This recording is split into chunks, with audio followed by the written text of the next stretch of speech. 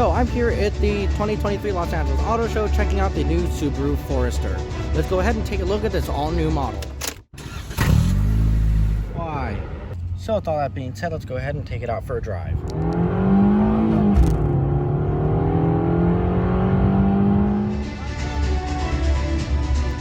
This model here is the Forester Touring. And this is the interior for the new Forester. So you have Subaru's new 11.6-inch touchscreen display, the Lineartronic TR580 CVT, an electronic parking brake, 120 watt outlet, 2 cup holders, and a somewhat big center console. But the new Forester mainly has all the new stuff on the outside, except some of the materials on the inside have been improved. You have new leather here, a nice soft touch padding here, chrome accent door handle, memory seats, obviously power seats, no more ratcheting headrest unfortunately. You do have a massive sunroof, and this is the new instrument cluster for the Forester. So it doesn't actually let me turn it on the screen, but there is like a 4.2-inch helper screen in the middle there. That gives you all your information that you can control by the buttons on the wheel. And obviously standard eyesight, so you have 2 cameras here and 1 up the front. This gives you like radar, a full speed range, adaptive cruise control, rear cross traffic alert, autonomous braking with pedestrian detection, blind spot monitoring, road sign assist, front cross traffic alert, and gives you a pair of eyes if you have the Wilderness model as well. So you have up here the slider for this massive panoramic sunroof that does open, and the 11.6-inch touchscreen display. You also have a nice big center console that is damped and not lined or felt. You do have a cool hexagonal 3D dashboard print, a faux wood trim here. This one has the saddle brown interior because it's the Touring Edition, and it does look quite nice. This is probably the best interior ever put into a Forester, but it's definitely similar to last year's model. It is still on Subaru's global architecture. See down here you do have a USB Type-C port and USB Type-A port, and you still have an auxiliary cable. You do have wireless CarPlay and wireless Android Auto comes standard, and you do have physical temperature buttons, which is nice. And overall, this interior is similar to last year's. And also, you may see on my phone camera, it's capturing little lights here. It's because this has the driver focus feature. Driver focus, basically, it watches your eyes as you're driving to make sure you're not distracted. And if you are distracted, if you're looking at your phone, if you're looking away, it will sense that, and it'll audibly and visually let you know that you're distracted driving. So yeah, the paddle shifters here for the TR580. You have 8 simulated gears that you can go through. There's no actual manual control with the stick. You can only use the paddle shifters, and you do have the smart key access system as an option.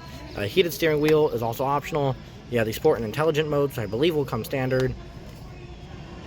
You have the controls for the 4.2-inch helper screen in the middle, and then of course all your eyesight controls like I said earlier. So let's go ahead and take a look at the back seat. Obviously Subarus are very family friendly vehicles, and so the back seat of the Forester is really big and gives you all the room that you would ever need. Not only did you get heated front seat, you also get heated rear seats as well, which is nice. 2 different levels of heating. You have a USB-C and a USB-A port back here. You also have some climate vents, enclosing the back door.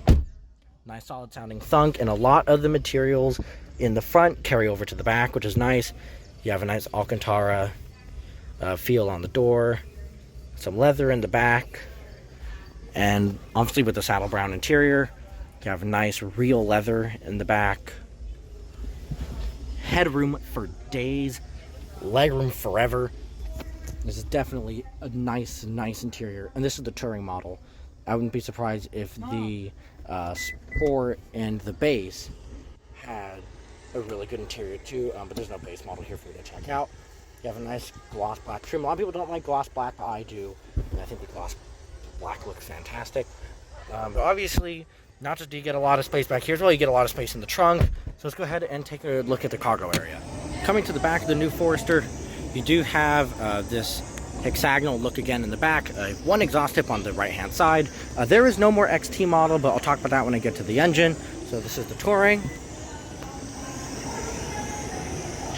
And you get a massive cargo area. It's similar to the size of the old one, just a little bit bigger. And here are your releases for the back seats. See, they just fold down instantly. And you get plenty of space, which is actually that. You have a lot of space in this new Forester. You had a lot before, but you have more now. The all-weather mats are pretty heavy. But obviously, being a Subaru product, you're going to get a spare tire, you're going to get tools, which is a big deal. Some people really do want spare tires in these cars, especially if you're going to off-road them, because these do have symmetrical all-wheel drive, standard across the board, of course, being a Subaru product. And it's an automatic liftgate. You have to get the smart key access system to get that, and it just closes down on its own. Coming over to the exterior styling, you see we have the new headlights here. They are steering adaptive headlights, just like the new Impreza and the new Crosstrek. Yeah, this new big grille in the front. Of course, it's the typical flat, wide front grille to indicate to you that it has a boxer engine. That's Subaru's design, is to have a wide, flat grille. Coming to the wheels here, you do have 19-inch wheels that I think look really good, and some really good tires from the factory for some off-roading. You do have some plastic cladding here, and something that I found that was quite funny is that this has less plastic cladding on it than the new WRX. That's quite interesting. I don't know exactly what this paint color is called, but here it is. I think it looks great. You got the Forester logo embossed into the tailgate. Obviously the Subaru Stars logo, integrated rear spoiler, LED taillights. You don't get LED turn signals though, but you do get LED reverse lights, which is a nice option, and symmetrical all-wheel drive. And on the business end of the new Forester, it keeps the same 2.5 liter horizontally opposed boxer engine. This is the FB25D, makes 182 horsepower and 178 pound-feet of torque. And it uses a symmetrical all-wheel drive system hooked up with the TR580 CVT. And the symmetrical all-wheel drive system is cool because it gives you a 50-50 power split, front and rear. It can obviously switch. It has some form of torque vectoring, but the best part about symmetrical all-wheel drive is that it comes standard on every model and is one of the best, if not the best, all-wheel drive systems on the market. It'll destroy everything else very easily. On some Instagram anytime recently, you would have saw that I had a clip of the Forester and the RAV4 going off-road against each other, and the Forester has completely destroyed it. But that's a new look at the Forester.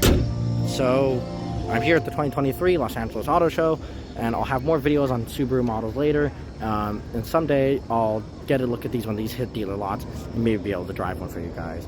But stay tuned for the rest of the videos here, and I hope you enjoyed this one.